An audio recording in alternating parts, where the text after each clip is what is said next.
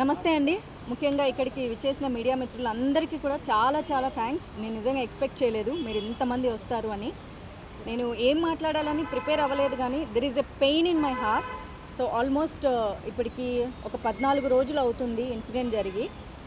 కానీ నేను human right కమిషన్కి అలాగే ఉమెన్ కమిషన్కి కంప్లైంట్ చేసి కేస్ నెంబర్ వచ్చే వరకు వెయిట్ చేయడం జరిగింది. At the same time Sankranti holidays కూడా రావటం వల్ల దీనికి కొంచెం టైం తీసుకోవాల్సి వచ్చింది నేను. అండ్ నాకు కూడా నా మానసికంగా నేను చాలా పెయిన్, డిప్రెషన్ నా ఫేస్లో కూడా తెలుస్తుంది. ఐమ్ నాట్ వెల్ అసలు. ఇప్పటికీ నాకు సమయం దొరికింది. At the same time cinema వాళ్ళంటే ఒక రకంగా అంటే నేను ఆ పదం ఇప్పుడు నేను మీ ముందు యూజ్ చేయలేను కానీ జేసీ ప్రభాకర్ రెడ్డి ఒక సీనియర్ పాలిటీషియన్. ఆయన ప్రస్తుతం అలయన్స్ ప్రభుత్వంలో ఉన్నారు. గతంలో మాజీ ఎమ్మెల్యేగా కూడా చేశారు. ప్రస్తుతానికి వాళ్ళ కొడుకు తాడిపత్రి ఎమ్మెల్యేగా చేస్తున్నారు. మున్సిపల్ చైర్మన్ కమిషన్ ఆఫ్ తాడిపత్రికి కూడా ఉన్నారు. సో వారు నా మీద అనవసరమైన వ్యాఖ్యలు చేశారు. మహిళల సంరక్షణ కోసం నేను మాట్లాడడం మాత్రమే జరిగింది తప్ప నేను ఎవ్వరి పేర్లు కూడా మెన్షన్ చేయలేదు. ఎప్పట్లాగే సోషల్ అవేర్నెస్ కోసం నేను వీడియోస్ చేస్తూ ఉంటా. సినిమా ఇండస్ట్రీలో చాలామంది అమ్మాయిలకు జరుగుతున్న అన్యాయాల మీద నేను ఎన్నోసార్లు మాట్లాడాను కూడా. కానీ సినిమా ఇండస్ట్రీ ఎప్పుడు కూడా నేను మాట్లాడింది కండెమ్ చేయలేదు. అండ్ శివబాలాజీ గారికి, మాధల్ రవి గారికి కాల్ చేయడం జరిగింది. సినిమా ఇండస్ట్రీ అమ్మాయిని అయినందుకు నన్ను పని కట్టుకొని ఇలా అన్నారు. సినిమా షూటింగ్స్లో పూలు చల్లుకోవడం వల్ల వాళ్ళు నేకెడ్గా ఉంటారు అన్న ఒక విషయాన్ని కూడా ఆయన ప్రస్తావించి బాడీ షేమింగ్ చేయడం కానీ, సినిమా క్రియేటివిటీని కించపరచడం కానీ, లేకపోతే సినిమా వాళ్ళు అంటే ఒకసారి సినిమా చేసి మానేస్తే లేకపోతే సినిమాలు చెయ్యాలంటే కూడా వాళ్ళు ప్రాస్టిట్యూషన్ కిందే లెక్క కడతారు, లేకపోతే వాళ్ళు అదే చేసి బతుకుతుంటారు, బ్రతుకుదెరుకు వాళ్ళకి అదే బ్రతుకుదెరు అని ఆయన పదే పదే మాట్లాడడం. క్షమాపణ 2 రోజుల తర్వాత చెప్పినా సేమ్ ఇష్యూ మళ్ళీ చెప్పారు. వాళ్ళు ఏదో బతుకుదెరువు కోసం చేసుకుంటూ ఉంటారు కానీ నేను అనకూడదు. సో సినిమా వాళ్ళంటే ఇంకా బతకడానికి ఇంకా వేరే పని ఏం లేదు. నా పాటికి నేను సినిమా ఇండస్ట్రీలో ఈ మధ్యకాలంలో సినిమాలు చేయట్లేదు. నేను బెంగళూరులో జాబ్ చేసుకుంటూ అక్కడ బ్రతుకుతూ ఉంటే నన్ను పుల్ చేసి ఇలాంటి మాటలు మాట్లాడడం నాకు చాలా చాలా బాధ కలిగించింది. శివ గారికి ఎప్పుడైతే నేను కాల్ చేశానో ఇలా నాకు మన సినిమా ఇండస్ట్రీ నుంచి కండెమ్ చేయాలని అడిగితే చాలా వెంటనే స్పందించారండి. 15 సంవత్సరాలుగా శివబాలాజీ గారు కానీ, మాధల్ రవి గారు నాకు మంచి సన్నిహితులు. బట్ ఇక్కడికి వచ్చేసరికి స్నేహితులు అన్నది ఇంపార్టెంట్ కాదు. ఎందుకంటే మాకు కొన్ని బైలాస్ ఉంటాయి. దాని ప్రకారం మాత్రమే వాళ్ళు ఏదైనా యాక్షన్ తీసుకోగలరు. పర్సనల్ ఇష్యూస్ అన్నది ఇక్కడ తీసుకోరు.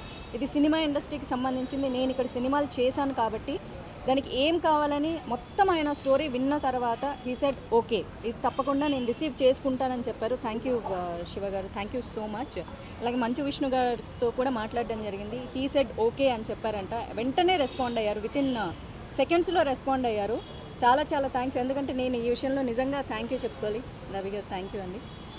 బికాజ్ నేను చాలాసార్లు సినిమా ఇండస్ట్రీ మీద ఎన్నో విషయాల మీద నేను చాలా హార్ష్గా మాట్లాడడం కూడా జరిగింది. కాకపోతే ఇండస్ట్రీ ఒక్కటే అనుకుంది, మాధవి ఎప్పుడు మాట్లాడినా కఠినంగా మాట్లాడుతుందేమో కానీ బట్ రైట్ టాపిక్ మాట్లాడుతుంది మా అమ్మాయి అనుకున్నారు. అందుకే ఈరోజు మా అసోసియేషన్ కూడా స్పందించింది. నేను నిజంగా మనస్ఫూర్తిగా థ్యాంక్ యూ చెప్తున్నాను. ఎందుకంటే మాధవీలత అనే అమ్మాయి ప్రజలకు తెలిసింది సినిమా ఇండస్ట్రీ ద్వారానే.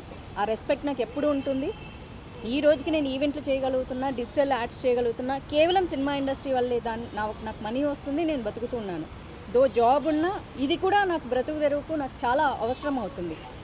ఇలాంటి రంగంలో నేనున్నందుకు ఎప్పుడు నేను ప్రౌడ్ ఫీల్ అవుతాను. రంగులేసుకునే వాళ్ళని అవమానిస్తున్నా సరే మేము ఇంకా వేరే రంగాల్లోకి వెళ్ళి పాలిటిక్స్లోకి వెళ్ళాను. పాలిటిక్స్లోకి వెళ్ళింది సినిమా రంగం ఇచ్చిన గుర్తింపు నాకు ఇంకా ఎక్కువ గుర్తింపు తీసుకొచ్చింది. ఈరోజు ఇంతమంది మీడియా మిత్రులు వచ్చినా లేకపోతే అలాంటి సీనియర్ పొలిటీషియన్స్ కామెంట్ చేస్తున్నారన్నా నాకంటూ ఒక గుర్తింపు ఉండడం వల్లే. కానీ పదే పదే ఇంతకుముందు ఇప్పుడు రేపు పొద్దున కూడా స్మృతి ఇరానీ గారు కూడా అన్నారు, మేము సినిమా వాళ్ళం అయినందువల్లే మా విధానాల గురించి ఖండించాలే తప్ప మా పాత్రలో లేకపోతే మేము సినిమా యాక్టర్లను మమ్మల్ని పదే పదే క్యారెక్టర్ అసాసినేట్ చేయడము అన్నది కరెక్ట్ కాదు అని.